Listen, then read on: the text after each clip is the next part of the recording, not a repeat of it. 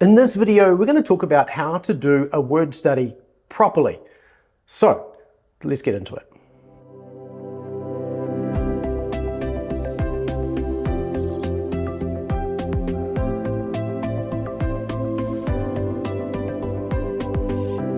Hi, I'm Darryl Burling from Biblical Mastery Academy, here to help you with the tools, habits, and system to learn to read the New Testament step by step in small, consistent steps so that ultimately you can read all of it and go well beyond the New Testament as well. In this video, we're going to talk about word studies, and the reason for this is that I often get questions from people saying, hey, does this word mean X, Y, Z? Or I did a word study on this and here's what I came up with. What do you think? And a lot of the time, these word studies result in some questionable conclusions. Often people will start a word study and they'll get into it and then they'll talk about how the root word came from here and it meant this, and therefore the meaning of the word in the modern era means, whatever it happens to be. For instance, recently I was asked whether the word angelos, angel, refers to a special kind of being. But to be able to work out that answer, we need to know how to do word studies properly. And a great example of where this often goes wrong is with words like ecclesia, which comes, according to this story, from two words meaning ek meaning out of, and then kaleo to call. And often you'll find people referring to the ecclesia, the church, as those who have been called out of the world. Is that true? Well, not really. And this is just one of many examples of fallacies that we find people committing, that I see people committing regularly when they start to do word studies, which is why previously I created a video, Don't Do Word Studies, which I'll leave a link to up here, which explains some of those kinds of fallacies. And D.A. Carson has 16 fallacies which he recognizes that come from doing word studies incorrectly. So this video is really about how do we do them properly so that we can avoid those fallacies and actually get to the meaning of the word. And toward the end of this, I'll answer that questions about the word angelos. So let me break this into two parts. So first of all, if you don't know Greek, how do you go about doing a word study? Is it possible to do a word study properly without knowing Greek? And the answer really is not really. You're dependent on other people to do the bulk of the work for you. And if you get too far into it on your own, without knowing Greek, you are likely to commit one of these word study fallacies that D.A. Carson refers to. The good thing though is that there's plenty of fantastic resources that you don't want to overlook if you're doing a study on a particular word. These are works such as dictionaries, encyclopedias, and lexicons even as well. For instance, if we were to go and look up the word ecclesia, we could start with the International Standard Bible Encyclopedia, which was published between 1979 and 1988. So this is a really exhaustive encyclopedia with lots of really good information in it. This work itself will actually tell us a little bit about the meaning of the word ecclesia prior to the New Testament, prior to the Jewish literature even as well, and how it's used quite broadly. Another resource that's great, especially if you've got Logos Bible software, is you've probably got a copy of the Lexham Bible Dictionary, which is also a very good resource, which itself also tells you some of the background of the word ecclesia for the word church, through, in its definition and explanation as well. And if you don't know Greek, these are probably all you need to be able to get a bit of an idea on, the meaning of this word and where it comes from and how it's being used. However, if you do want to dig a little bit further, then you can pick up a lexicon such as Liddell and Scott, or BDAG, which is the one I typically recommend, which is kind of expensive. So Liddell and Scott is kind of a nice smaller version of that. And there is a concise version of BDAG, which is quite good as well, and also recommend that for you as well. I'll leave a link to all of these resources in the description below so you can go find them there as well. So something like a lexicon is going to be really helpful once you've done those initial studies if you're looking up the usage of a word in a particular passage. For instance, let's pretend we're looking up the word church in Acts chapter 5 verse 11. Now this follows on from Ananias and Sapphira, where they were put to death by the Holy Spirit for lying to the Holy Spirit. And it says in verse 11 that great fear came over the whole church and over all those who heard these things. And so the question here is, well, who does the church refer to? Is the church referring to a particular group that were gathered at that particular place? Does it refer to the whole of all the people who lived in Jerusalem who were in the church, who were part of the disciples, if you like, of Christ at this point? Or is it a more broad idea beyond that? And so if we look at something like BDAG, we find there that there are different groupings of how the word is used. And BDAG actually includes this word as part of the second definition, meaning Christians who are grouped together in a specific place. However, they do also list it under a second sub-definition of that, where it refers more broadly to Christians in a general geographic area, probably referring not just to Jerusalem, but to the area around Jerusalem as well. Now, we could go beyond that and look at something a little bit more exhaustive, such as the New International Dictionary of New Testament Theology and Exegesis by Moise Silva, a 5-volume work, which is very, very good and very helpful for some of these kinds of studies. And we find there that it goes through Greek literature first, then Jewish literature, then the New Testament, to see how words develop throughout those different sets of literature. The nice thing about this is it doesn't get into some of those etymological fallacies, like something like the NIDNTTE might, which is an older work which you can probably largely ignore. Who needs those 16 volumes anyway? The NIDNTTE is actually a really good option for looking at this. Now, Silva actually looks at all of these words, looks at the words in these different types of literature in their context to see how the word is being used there. And when it comes to the New Testament, he looks at how the word is used by different authors and in different books of the New Testament. And so in his discussion of the book of Acts, he does talk about this usage of the word in Acts 5 verse 11. And there he recognizes that it refers to Christians generally in this small general geographic location, perhaps Jerusalem. However, he goes on to say that it always implies a larger group. And so that kind of overlaps with what we saw in BDAG. And so between these two resources, we get a good idea of what he's getting at. He's getting at, yes, those who were local in Jerusalem who were believers in the Lord Jesus, but also those perhaps in the greatest surrounding area. And it could be possible that word went out beyond that as well, but we need to be very careful about jumping to those kinds of conclusions too quickly. It's very likely that certainly through Luke's writings, this became well known, and perhaps even by the time Luke wrote, it was already well known, well outside of the Jerusalem area. But the argument here in this particular passage was that certainly within the area of Jerusalem and maybe the surrounding districts, that's who really came to understand what had happened with Ananias and Sapphira. Now, if you don't know Greek, that is probably as far as you can go, and you want to be really careful about avoiding making conclusions beyond that you can't substantiate. And going beyond this is going to be difficult because not only do you need to know a little bit about the language and how it works, you're also going to have to be able to work through the uses of those words in the Greek context, not in the English context. Now, English context can help you, but certainly the Greek context is even better, because sometimes even things like using an article or not using an article can actually make a difference to, shades of how the word might be getting used. Don't despair if you don't know Greek. You can actually learn Greek and learn to do these things for yourself and go into each of those different areas and study it for yourself. And the best way to get started doing that is to go to bma.to/get started, download our Getting Started guide and get underway with learning how to read and study the New Testament. We'll give you everything you need to get underway and help you to make that first step. However, if you do know Greek, well, first of all, congratulations. It's good to be you. Let's talk about how you can use the resources that are available to you and actually dig deeper and do a good word study. Again, without getting lost in etymology and other fallacies as well. And here's the important thing.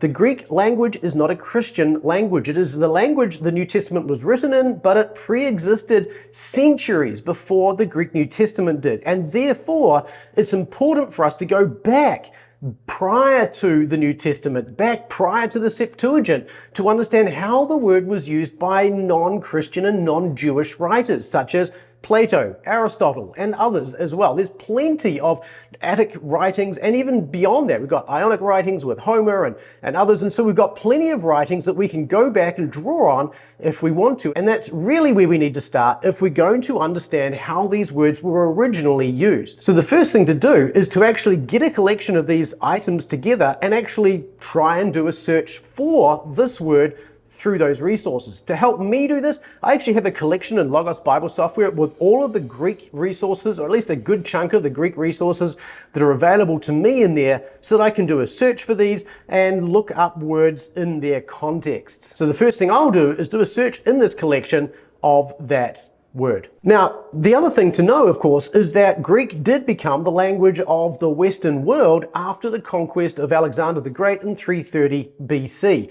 That includes Jerusalem and Israel. So Alexander actually came through Israel, came through, stopped, met with the Jews, had a really good discussion and a really positive meeting with the Jews.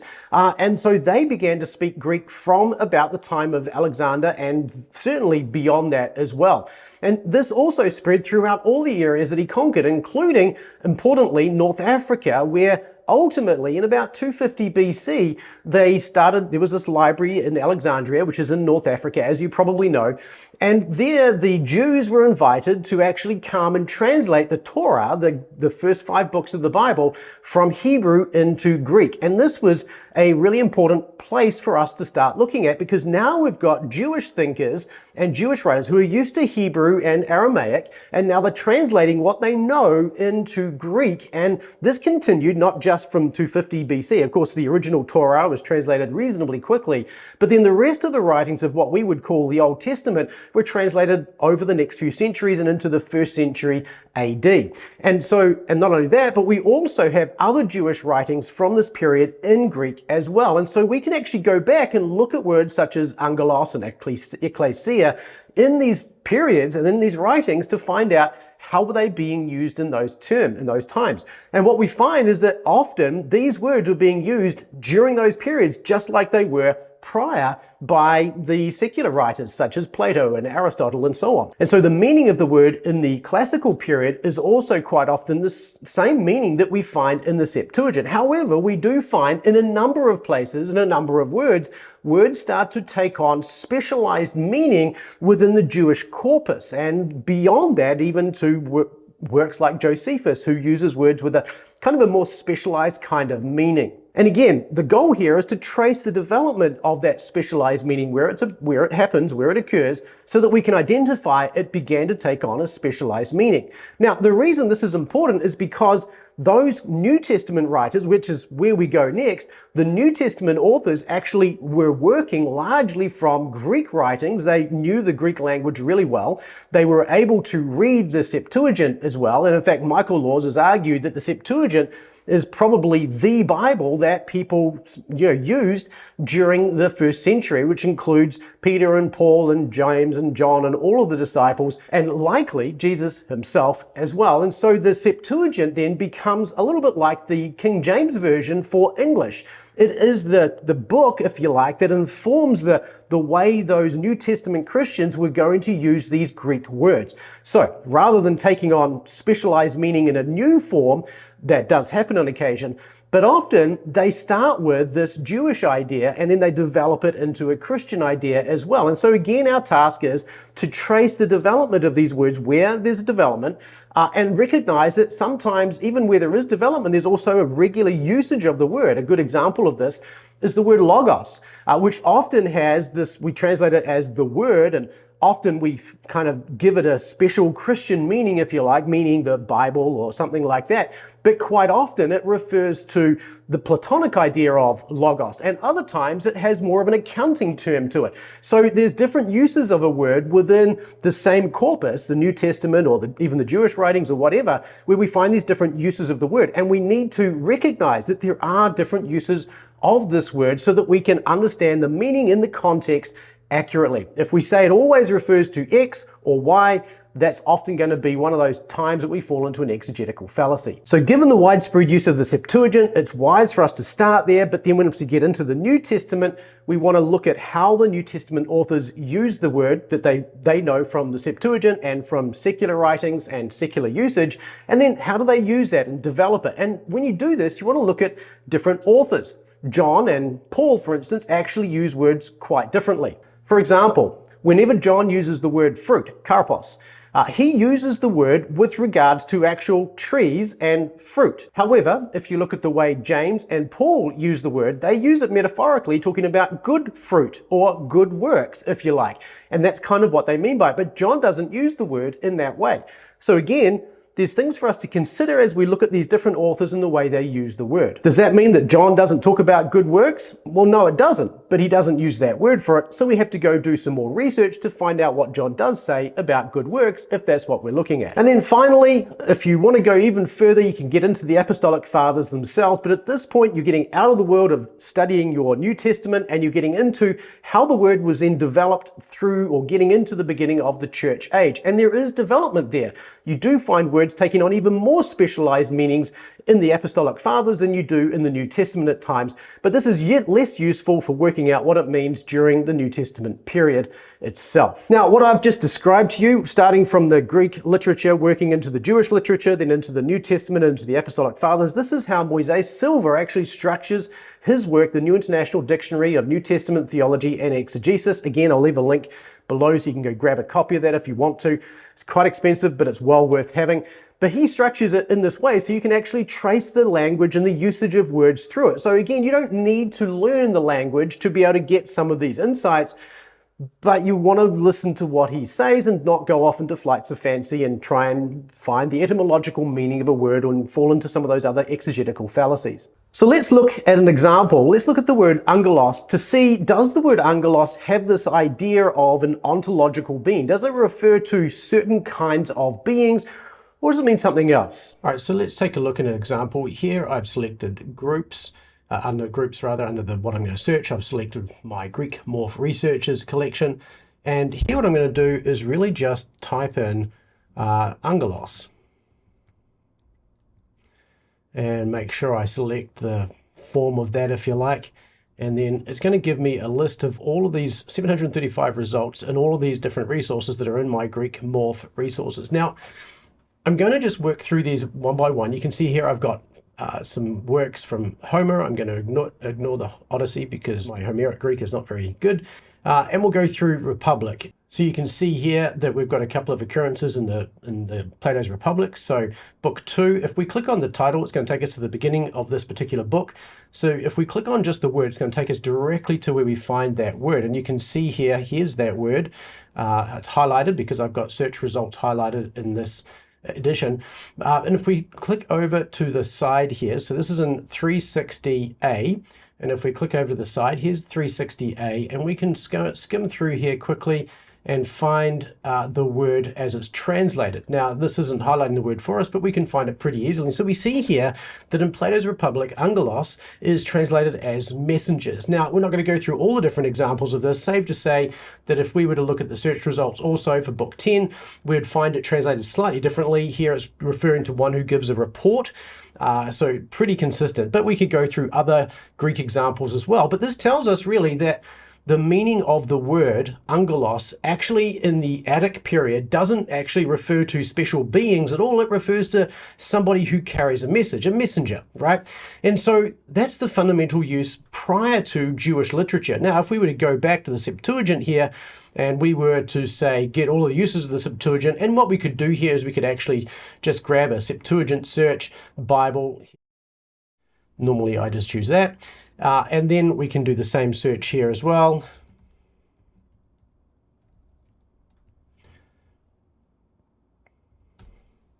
Cool, and you can see now we can put all those side by side and we can go through all of these. Now, most of the time you can see here it's translated as angels, and that's great from just taking a quick look through it. But here we go. We have Jacob sending messengers before him. And so we can see that even in the Septuagint, there are a number of times where this word refers to plain old messengers. So what do we do then with these angels of God? Well, if we were to take these as messengers of God, then we have that same Greek idea, but this time it's actually part of it's being adopted from the Greco-Roman point of view, if you like, or the Greek language perspective, rather than from purely a Jewish perspective. And what that really helps us to understand is that these are messengers still. They still fulfill that task, but in this case, it seems clear that they are divine messengers. Now, that could mean that in many of these cases, they do refer to a special kind of being, and I think that's a fair way of understanding this, or even the angel of the Lord, if we have the definite article here as well in this particular context. context, it's like there is one particular angel or messenger of the Lord. And so who does that refer to? Well, this is now going beyond what the text itself will explain to us. It's telling us,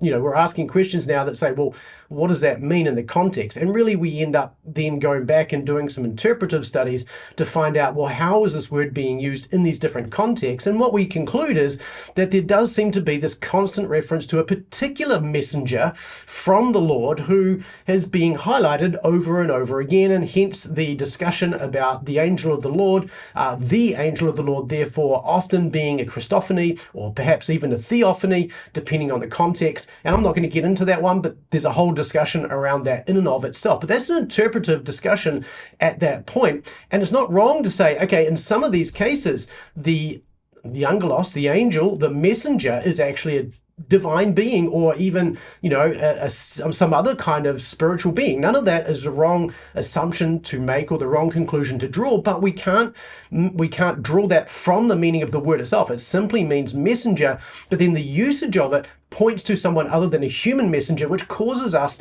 to ask these questions. So that's just a little brief background on thinking through words in a word study. And now we could go into the New Testament and we would see much the same kind of thing there, where we see from time to time New Testament usage of the word angelos is going to have that more traditional meaning of messenger. And that's okay, because that's what the word originally meant, but often it still has this idea of a divine messenger. So I hope that's been helpful from the point of view of just looking at this particular word itself.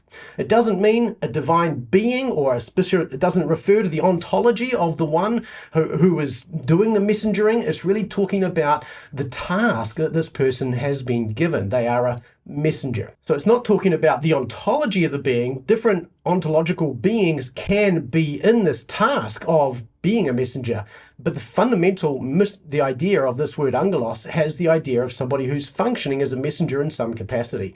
Sometimes it will be God himself, perhaps as a theophany or Christophany. Other times it could be some kind of other being, and we would refer to these often as angelic beings, but we don't really know for certain much about those beings from this word themselves. We're looking at other words now that help us inform the meaning of these spiritual beings that this word is being used of. So I hope this has been a helpful guide to working out how to do word studies well and to come up with the right kinds of answers rather than getting stuck into what the root of the word means and what it meant when it was originally made up and all those kinds of things. Just ignore those sorts of arguments.